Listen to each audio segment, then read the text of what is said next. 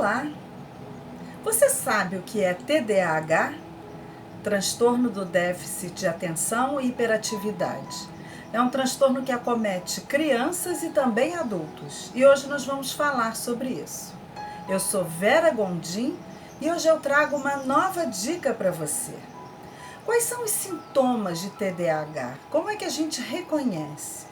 Uma falta de atenção, uma dificuldade de focar, dificuldade de se concentrar, dificuldade de seguir instruções, dificuldade de realizar e organizar as tarefas, um descuido com as suas próprias tarefas e uma agitação psicomotora muito característica.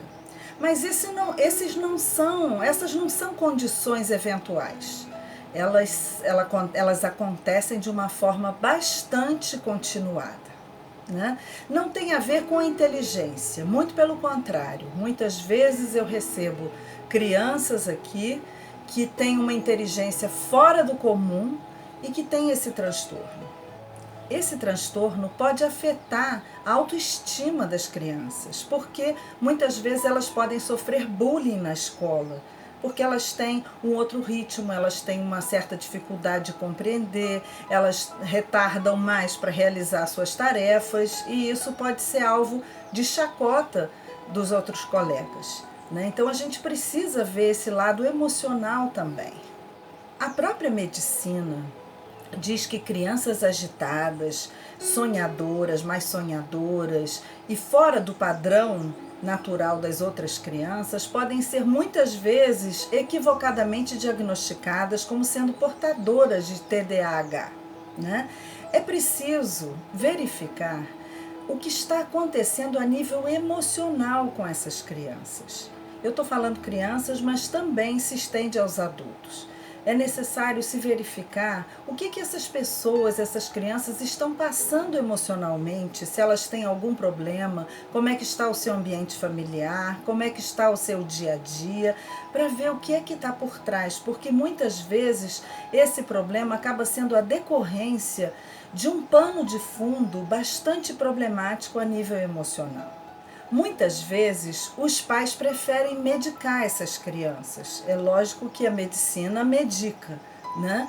Mas muitas vezes é mais fácil. Eu percebo às vezes que tem pais que chegam ao consultório trazendo seus filhos com problema e eles querem uma pílula mágica que faça essa criança acalmar.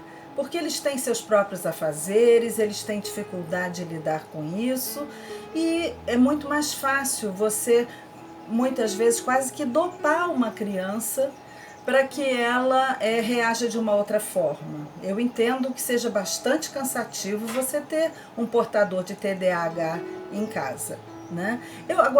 Muitas vezes existe uma questão emocional se desenrolando nesses bastidores. Eu vou dar um exemplo aqui para vocês.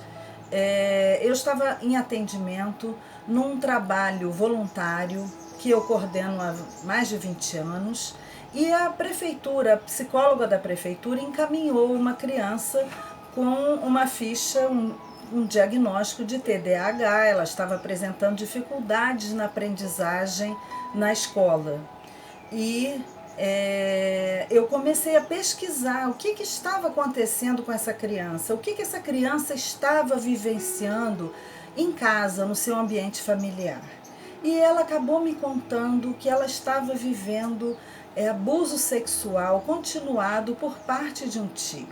O tio pegava uma peixeira, botava em cima da mesa e ameaçava matar o pai dela se ela não concordasse em fazer tudo aquilo que ele queria fazer com ela. Então essa criança passava momentos de aflição, momentos de angústia, momentos de dor física e emocional e ela tinha que se aquietar. Eu não precisei trabalhar em momento algum a questão da aprendizagem. Eu simplesmente trabalhei o trauma, né? Eu relatei à psicóloga o que estava acontecendo. Esse tio saiu de casa e essa criança, depois de trabalhar da dor emocional, eu não precisei dar nenhum floral para voltar a ancorá-la. Ela voltou a ficar concentrada, atenta e a realizar as suas tarefas. Então, isso para a gente ver que quando existe algum tipo de aflição, algum tipo de angústia, muitas vezes é mais fácil para uma criança que não sabe lidar com isso sair da realidade. Ela simplesmente sai da realidade para não entrar em contato com essa realidade dura e difícil que ela está vivenciando.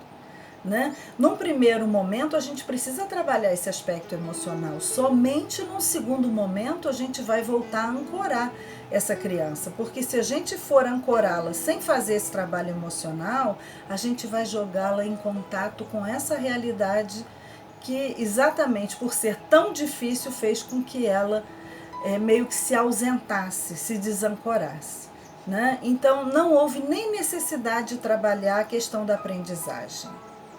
Eu já recebi crianças, inclusive, que não podiam tomar mais a medicação em função dos efeitos colaterais. Né? A dose que essa criança precisava tomar era tão alta que ela não podia suportar em função dos efeitos colaterais que eram desencadeados. E eu vou dar aqui o exemplo de uma delas.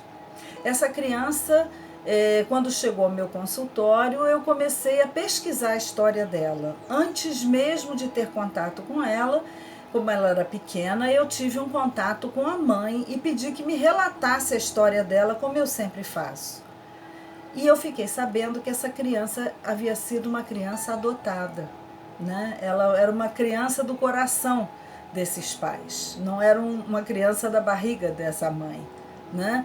E essa mãe me relatou que todas as dificuldades que a mãe biológica havia passado durante a gravidez, todos os percalços e a não aceitação dessa gravidez. Essa mãe tentou um aborto que foi mal sucedido. Então ela teve muita raiva, muito ódio de continuar com essa criança no seu ventre até o termo da gestação. Então ela foi rejeitada desde o primeiro momento. É claro que isso é uma dor emocional muito grande. A criança não sabia disso, mas eu comecei a trabalhar com ela toda essa dor da chegada dela ao planeta, esse trauma de não ter sido querida, de não ter sido bem aceita, porque os registros todos ficam a nível celular. E um dia eu fui assim premiada com uma frase dela, e não tem retorno que um terapeuta possa receber melhor do que esse. Ela virou para mim e disse assim: sabe que eu estou sentindo que as coisas passaram a dar certo para mim? Eu hoje em dia consigo me sentir feliz. Né? Essa criança, exatamente porque a história dela era de rejeição, ela estava inserida numa escola que ela não gostava, ela não era benquista pelos outros colegas. E quando ela começou a se sentir melhor, ela mesma pediu para os pais para mudarem de escola, ela mudou de escola, ela passou a ser bem aceita, ela fez um círculo de amizades, ela foi querida, passou a ser querida por esses novos amigos na nova escola e todo o problema de aprendizagem desapareceu. Ela se transformou numa outra criança. Ela não tinha mais dificuldade de estar atenta, ela não tinha dificuldade de lidar com a realidade. Então, eu estou dando esses dois exemplos para vocês verem como muitas vezes o distúrbio é emocional. É uma condição emocional que a pessoa está passando. E eu não precisei trabalhar esse ancoramento. Simplesmente trabalhando os bastidores, trabalhando essa dor emocional de pano de fundo, essas duas crianças encontraram uma outra realidade diante de si. Nesse vídeo, eu estou colocando esse aspecto. Eu vou dar sequência falando sobre esse tema em outros vídeos, abordando outros aspectos e como as essências florais podem ajudar no problema do transtorno do déficit de atenção e hiperatividade. Se você gostou desse vídeo, deixa aqui o seu like. Se você ainda não se inscreveu no nosso canal, aproveite para fazê-lo agora. E aproveite para nos seguir no Facebook e no Instagram. E na próxima semana nós estaremos aqui juntos novamente com mais uma dica para você. Até lá!